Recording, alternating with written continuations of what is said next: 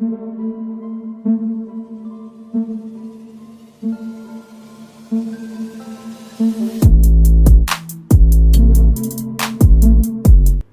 दोस्तों, scary story official में आप सबका स्वागत है। आज की कहानी की तरफ बढ़ने से पहले चैनल को सब्सक्राइब कर लीजिए और अगर कहानी अच्छी लगती है तो प्लीज़ लाइक एंड कमेंट करना मत भूलिएगा।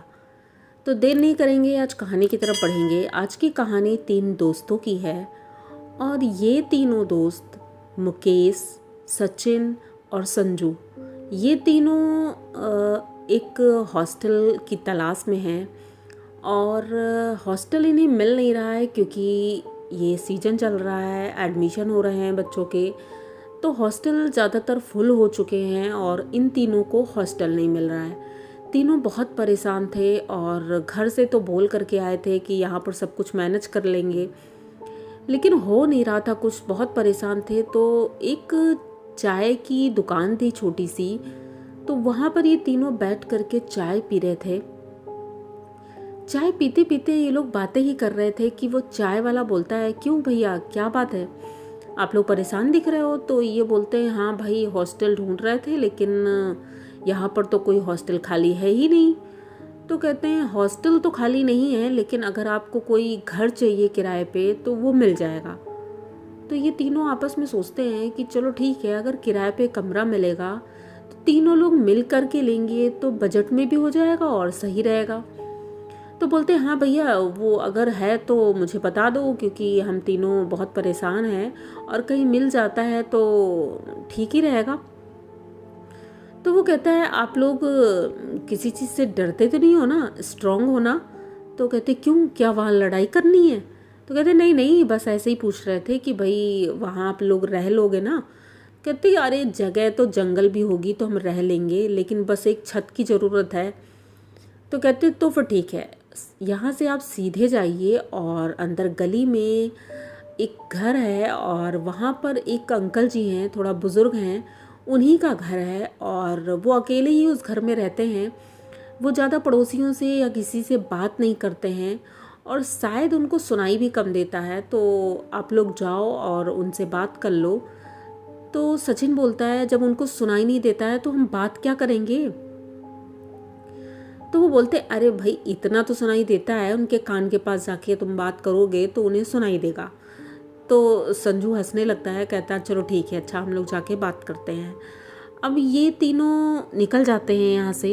अभी ये तीनों उस गली में पहुँचे ही थे कि अचानक से देखते हैं कि 4-5 कुत्ते हैं जो बहुत ज़्यादा भौंक रहे हैं। तो ये तीनों सोचते हैं शायद हम अजनबी हैं इसलिए ये भौंक रहे हैं। ऊपर से इनके पास सामान भी इतना ज़्यादा था, 2-2, 3-3 बैग थे सबके पास। सभी अपने बैग ले करके उस गली के अंदर पहुंच जाते हैं। फाइनली वो घर मिलता है। उस घर के बाहर जब ये खड़े होते हैं तो देखते हैं 2 मंजिला घर था और घर पुराना सा लग रहा था, पुताई जाने कब से नहीं हुई थी। लेकिन अब ये सोचते हैं चलो अंदर जाके देखेंगे, हो सकता है अंदर से बेहतर हो। तो ये नीचे दरवाज़ा नॉक करते हैं तो काफ़ी देर के बाद वो अंकल जी बाहर आते हैं।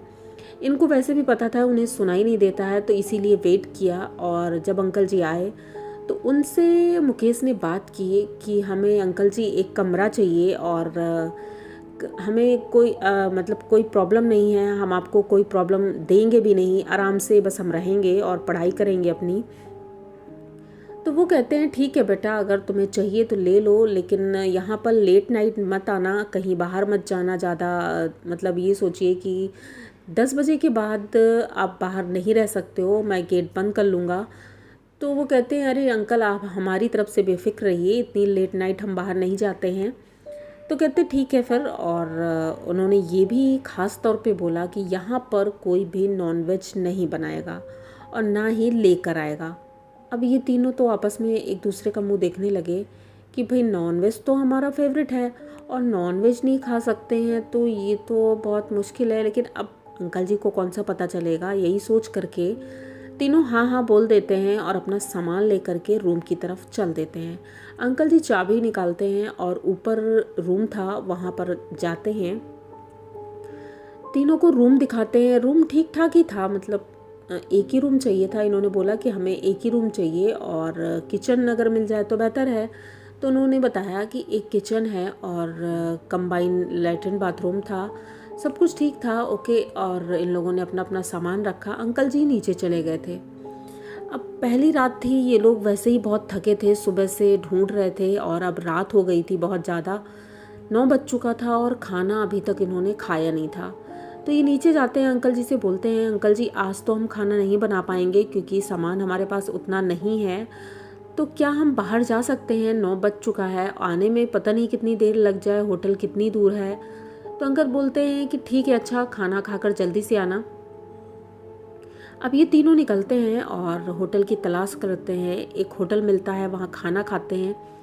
खाना खाकर जैसे ही रूम में आते हैं तो देखते हैं कि अंकल जी का रूम खुला हुआ है, क्योंकि वो नीचे के फ्लोर में रहते थे, आगे वाले कमरे में। उनका रूम खुला है, अंकल सो रहे हैं और ये अब दरवाज़ा लॉक करते हैं और ऊपर चले जाते हैं। अब ये अपने रूम में बैग अपना अपना सेट कर रहे थे, सामान निकाल रहे थे, तभी अचानक से इन्हें आवाज़ आती है कि ऊपर छत पे जैसे कोई दौड़ रहा है। रात का लगभग 10:30-11 बज रहा था, तो इन्होंने सोचा कि हो सकता है कोई और किराएदार हो। तो मुकेश कहता है कि वो अंकल जी तो बोल रहे थे यहाँ पे कोई रहता नहीं है, तो फिर ऊपर कौन दौड़ रहा है? तो संजू कहता है हमें क्या करना है यार, हम तो वैसे ही इतना थक गए हैं, चलो चुपचाप सोते हैं। अब तीनों अपना अपना बैग रख देते हैं किनारे और बेड में अपनी चादर अद्दर बिछा करके सोने लगते हैं।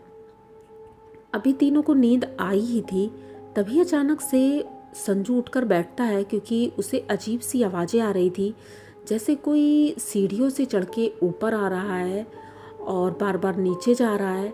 मतलब ऐसे कैसे हो सकता है? अंकल जी तो इतनी जल्दी चढ़ भी नहीं सकते हैं। और ऐसा मालूम पड़ रहा था कि कोई बहुत जल्दी जल्दी चढ़ के आया है और फिर बहुत जल्दी से उतर गया। तो इन्हें लगता कहीं ऐसा तो नहीं है कि घर में चोर आ गया है। तो ये दोनों को जगाता है, मुकेश को और सचिन को। तो ये तीनों उठते हैं और बाहर निकलते हैं, चेक करने लगते हैं कि घर में कोई चोर तो नहीं है। नीचे जाते हैं तो अंकल का दरवाज़ा खुला हुआ था। अंकल जी शायद बैठे हुए थे, क्योंकि लाइट ऑफ थी तो इन्हें क्लियर दिख नहीं रहा था। इन्होंने इतना देखा कि अंकल जी अपने बेड के ऊपर बैठे हुए हैं, सिंगल बेड था। और ये तीनों ये देख करके सीधे ऊपर जाते हैं। जब ऊपर वाले छत की तरफ जाने लगते हैं, क्योंकि इन्हें ऊपर से भी आवाज़ आई थी, तो देखते हैं अंकल ऊपर से नीचे उतर रहे हैं। तो अब ये बहुत अजीब था। मुकेश कहता है अभी तो अंकल जी को हमने उनके रूम में बैठे हुए देखा है। तो संजू आवाज़ देता है और बोलता है अंकल जी आप रात में ऊपर क्या कर रहे थे? तो उनको तो पहली बात सुनाई नहीं देता था, तो उन्होंने 1-2 बार अवॉइड किया। उसके बाद जब बहुत तेज़ी से संजू ने बोला तो वो बोले कि अरे बेटा मुझे उलझन हो रही थी बहुत ज़्यादा और गर्मी लग रही थी, तो इसीलिए मैं छत पर टहलने के लिए गया था।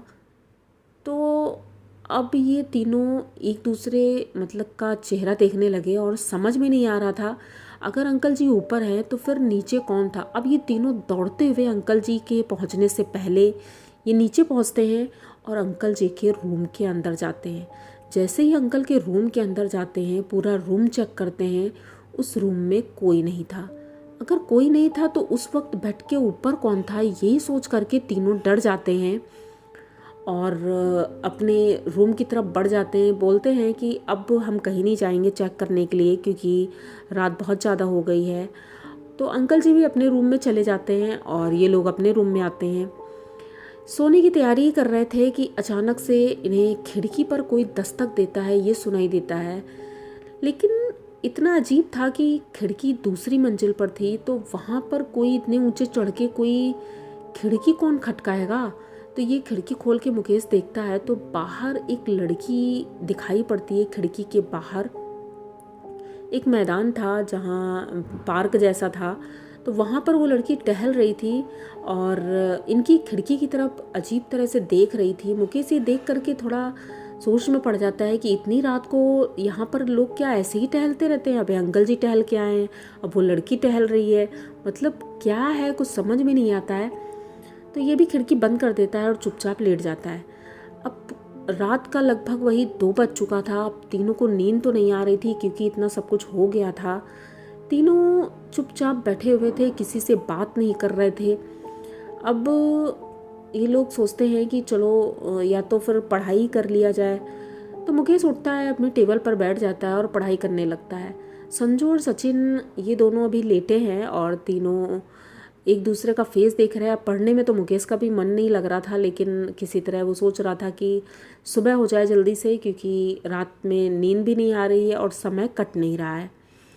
अब उस समय पे मोबाइल वगैरह नहीं होते थे कि टाइम पास कर ले हम लोग, और टीवी इनके पास था नहीं। तो ये तीनों ऐसे ही टाइम पास कर रहे थे। तभी अचानक से इन्हें पायल की आवाज़ आती है कि कोई ऊपर वाली छत से नीचे उतर कर आया है। संजू कहता है कि यहाँ पर कुछ न कुछ गड़बड़ तो है और ये चीज़ कोई नॉर्मल नहीं है। तभी जब संजू बेड से नीचे उतर के जा रहा था चेक करने के लिए, तो अचानक से ऐसा महसूस होता है जैसे उनके बेड के नीचे से कोई नॉक कर रहा है। अब तीनों बेड के ऊपर बैठ जाते हैं और मुकेश भी अपनी टेबल से आ जाता है ऊपर। तीनों बेड के ऊपर बैठे थे। मुकेश जैसे ही बेड से नीचे झांकता है तो देखता है कि वहाँ पर कोई काली सी परछाई दिख रही थी, जैसे कोई बैठा है। ये देख कर के मुकेश बहुत ज़्यादा डर जाता है। अब वो समझ नहीं पा रहा था, वो उन दोनों को बताना नहीं चाहता था, इंतज़ार कर रहा था सुबह होने का। जैसे ही सुबह का 5 बजता है तो मुकेश बोलता है कि ऐसा है कि मुझे थोड़ा काम है, मैं बाहर होकर आता हूँ। वो अपना बैग उठाता है और वहाँ से भाग जाता है। संजू और सचिन अपने अपने काम में बिजी थे, उन्होंने ध्यान नहीं दिया। लेकिन जब बैग देखा तो नीचे देखा तो मुकेश जा रहा था। मुकेश ने कहा, मैं यहाँ रहूँगा नहीं, तुम लोगों को यहाँ रहना है तो रहो। अब ये दोनों समझ नहीं पाते आखिर हुआ क्या है। मुकेश बस थोड़ा आगे पहुँचा ही था कि एक गाड़ी आ रही थी, उसका एक्सीडेंट हो जाता है। ये देख करके संजू और सचिन दोनों घबरा जाते हैं और नीचे उतर कर जाते हैं, रोड पर पहुँचते हैं। तो जैसे ही वहाँ पहुँचे तो वहाँ भीड़ इकट्ठी हो गई थी। संजू इन दोनों को हॉस्पिटल मतलब लेके जाते हैं ये दोनों, और वहाँ पता चलता है उसकी डेथ हो गई है। तो उसके फैमिली वाले आते हैं, उसे लेकर चले जाते हैं। अब मुकेश इनके बीच में नहीं था और ये दोनों इसी रूम में थे। ये बहुत ही अजीब था, ये दोनों मुकेश को भूल नहीं पा रहे थे क्योंकि उनका बेस्ट फ्रेंड था। ये दोनों अभी रूम में ही थे। रात में ये लोग टहलने के लिए छत पर गए और छत पर जब टहल रहे थे तो इन्हें ऐसा लगा कि नीचे से कोई ऊपर आया है और बाहर बालकनी की तरफ खड़ा है। उसके बाद वो फिर से नीचे गया। क्लियर कुछ नहीं दिखा था, एक परछाई सी दिखी थी। संजू ये चीज़ देख करके काफ़ी डर जाता है और सचिन से बोलता है कि क्या तुमने देखा यहाँ पर कोई आया था? तो सचिन कहता, नहीं मुझे तो कुछ नहीं दिखा। कहते, नहीं चलो नीचे चलो, रूम में चलो, मुझे थोड़ा अजीब लग रहा है, हम लोग नीचे चलते हैं। जैसे ही ये नीचे जाते हैं अपने रूम में, अचानक से इनके रूम का दरवाज़ा बंद हो जाता है। अब ये अपने रूम का दरवाज़ा भी नहीं खोल पा रहे थे, जैसे लग रहा था अंदर से किसी ने बंद किया है। ये रूम के अंदर जाते हैं, किसी तरह दरवाज़ा खोलते हैं और अंदर जब जाते हैं तो देखते हैं इनके रूम का सारा सामान फैला हुआ है। और ये किसने किया है, क्योंकि अंकल जी जल्दी ऊपर जाते नहीं थे। कभी रात में ही टहलने के लिए अगर चले गए तो ठीक है, वरना दिन में वो कभी ऊपर नहीं आते थे। अब इन्हें समझ नहीं आ रहा था आखिर मेरे रूम का सामान किसने इधर उधर किया है। ये दोनों सामान फिर से सही करते हैं और रात हो गई थी तो सोने की तैयारी करते हैं। रात में जब ये सो रहे थे तो बाथरूम से आवाज़ आ रही थी जैसे किसी ने पानी चलाया है। बाल्टी नीचे खाली थी तो वो भर रही थी। अब ये दोनों फिर उठकर बैठ जाते हैं। अब इन्हें डर तो लगने लगा था क्योंकि इतने दिनों से इतना कुछ हो रहा था। दोनों की नींद खुलती है और देखते हैं कि बगल में जो इनकी स्टडी टेबल रखी थी उस टेबल पर कोई बैठा है और बहुत गौर से इनकी तरफ देख रहा है। ये दोनों उठकर बैठते हैं और जब टेबल की तरफ पास जाते हैं तो देखते हैं वहाँ कोई भी नहीं है, लेकिन एकदम क्लियर इन्हें लगा था कि उस टेबल पर कोई बैठा है, किसी ने चेयर खींची थी। लेकिन अब दोनों को बहुत डर लगने लगा था तो ये दोनों अब वहाँ से सोच लेते हैं कि इस रूम को खाली कर देंगे। रूम खाली करते हैं। दूसरे दिन अंकल से बोल देते हैं कि अंकल हमें एक दूसरी जगह रूम मिल गया है और अब हम यहाँ से जा रहे हैं क्योंकि अब हमारा दोस्त भी नहीं रहा है तो हमें जाना चाहिए। जैसे ही ये घर से निकल रहे थे तो इन्होंने देखा अंकल जी के पीछे कम से कम 2-3 लोग हैं जो खड़े हैं और हंस रहे हैं बहुत तेज़ी से। अंकल जी चुपचाप इनकी तरफ देख रहे थे और ऐसा लग रहा था मानो किसी ने उन्हें कैद करके रखा है।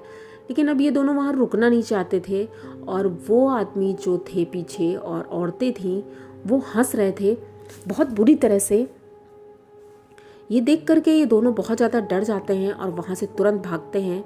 जब उसी चाय वाली दुकान के पास पहुँचते हैं तो वो बताता है कि उस घर में पहले एक किराएदार आया था, लड़का था वो भी, और उसने उस घर में सुसाइड किया था। तब से उसकी आत्मा वहाँ पर दिखाई देती है। उसके बाद से 2-3 लोग वहाँ दिखाई देने लगे हैं। अब पता नहीं वो कहाँ से आए हैं, कौन है, लेकिन अक्सर वहाँ पर लोग दिखाई देते हैं। कुछ अजीबोगरीब घटनाएं वहाँ होती भी रहती हैं। तो अच्छा किया आप लोग वहाँ चले आए और मैंने आप लोगों को वहाँ भेजा, इसके लिए बहुत बहुत सॉरी, क्योंकि मुझे लगा था अब ऐसा कुछ भी नहीं है, लेकिन ये बातें बहुत पुरानी थी और वो अंकल जी अभी भी वहाँ रहते हैं तो हमें लगा अब शायद ठीक हो गया होगा। लेकिन अब ये दोनों वहाँ से तुरंत निकल जाते हैं शहर की तरफ और वहाँ एक अच्छा सा रूम लेकर दोनों रहने लगते हैं। तो ये कहानी आप लोगों को कैसी लगी? अगर अच्छी लगी हो तो प्लीज़ चैनल को सब्सक्राइब करिए, लाइक कमेंट करिए, शेयर करिए और बने रहिए हमारे साथ। मिलते हैं फिर किसी नई कहानी में, तब तक के लिए डरते रहिए।